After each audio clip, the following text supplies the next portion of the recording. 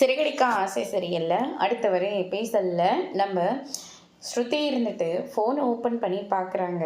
பார்த்தா இந்த நீத்துவோட தொல்லை ரொம்பவே அதிகமாக இருக்குது. ரவியை வச்சு நல்லாவே பிஸ்னஸ் பண்ணிக்கிட்டு இருக்காங்க. இவர் தான் நான் கூடிய சீக்கிரம் கல்யாணம் பண்ணிக்க போகிறவர், இவர் தான் எனக்கு எல்லாமே, இவரை நான் உண்மையாகவே நேசிக்கிறேன் அப்படி இப்படின்னு சொல்லி ஏகப்பட்ட மெசேஜையாக போட்டுட்ருக்காங்க. அதுக்கடுத்து தான் ஸ்ருதி இதெல்லாம் பார்த்த உடனே ரவி கிட்ட சண்டை போட ஆரம்பிக்கிறாங்க. ரவி, நான் சொன்னாலையும் சொன்னன்றல்ல, நீங்கள் பாரு அப்படின்னு சொல்லிட்டு அந்த மெசேஜ் எல்லாத்தையும் காட்டிகிட்ருக்காங்க. அதை நம்ம ரவி பார்த்த உடனே பயங்கரமாக ஷாக் ஆகுறாங்க.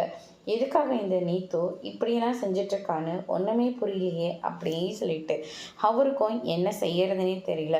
இதுக்காக தான் நான் ஆரம்பத்துலேருந்தே சொன்னேன், உன் எல்லையை விட்டு தாண்டாதன்னு சொல்லி. ஆனால் இப்போ பார்த்தியா, அதை அன்னைக்கு பெருசாக எடுத்துக்காம இன்னைக்கு எவ்வளோ தூரம் நம்ம 2 பேரும் பிரிஞ்சிருக்கோன்னு, நம்ம எவ்வளோ கஷ்டப்பட்டு கல்யாணம் பண்ணியிருப்போம். ஆனால் இன்றைக்கி நம்மளால் சந்தோஷமாக வாழ முடிச்சுதா? இல்லையே.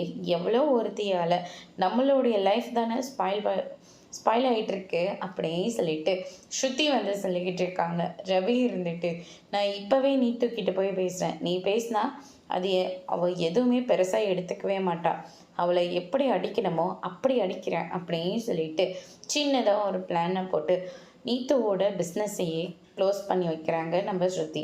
நீத்து ரொம்பவே கோவப்படுறாங்க. அதோட இன்னைக்கான பிரம முடிச்சிருக்காங்க.